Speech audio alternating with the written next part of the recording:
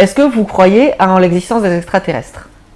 Et oui, c'est un sujet assez populaire aujourd'hui, et c'est ce sujet qu'a choisi Alexandre Astier dans son spectacle L'Exoconférence.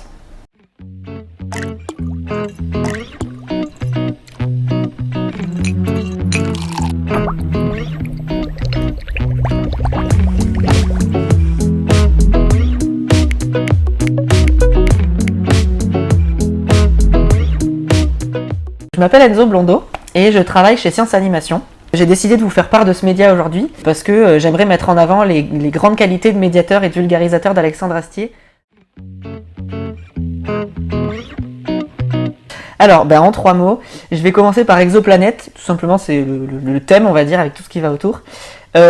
Tout public, on va dire que c'est un seul mot, parce que c'est un domaine qui reste compliqué, et dans le spectacle, Alexandre Astier, il le rend vraiment accessible à tous. Et enfin, sarcastique. Et alors sarcastique, pourquoi? Eh bien, c'est tout simplement la patte d'Alexandre Astier. Alors, c'est quelqu'un qui aime bien s'inspirer de faits réels, mais en exagérant cette réalité. Vous connaissez peut-être la série Kaamelott, et donc c'est tout à fait sa marque de fabrique. Alors du coup, le point positif pour moi, c'est qu'il a su s'entourer de spécialistes des domaines, et du coup toutes les infos du spectacle qu'il nous donne, ce sont des infos justes et validées. Du coup, pour moi, le point négatif du spectacle, c'est qu'il n'appuie pas assez sur la représentation populaire des extraterrestres.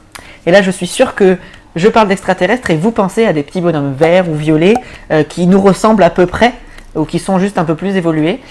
Et pourtant, c'est une représentation avec laquelle les spécialistes ne sont pas du tout d'accord. Il n'y a pas très longtemps, les astronomes se sont aperçus, en analysant le nuage de poussière géant qui est au centre de notre Voie lactée, qu'il contenait du formiate d'éthyle, la molécule responsable, entre autres, du goût de la framboise. Notre Voie lactée a le goût de la framboise.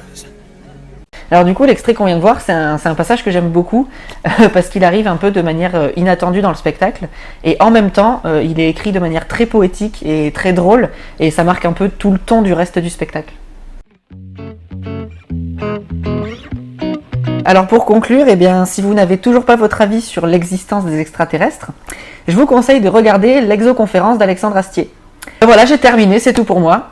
N'oubliez pas de suivre l'actualité scientifique sur Écosciences Occitanie, et surtout n'oubliez pas, restez curieux!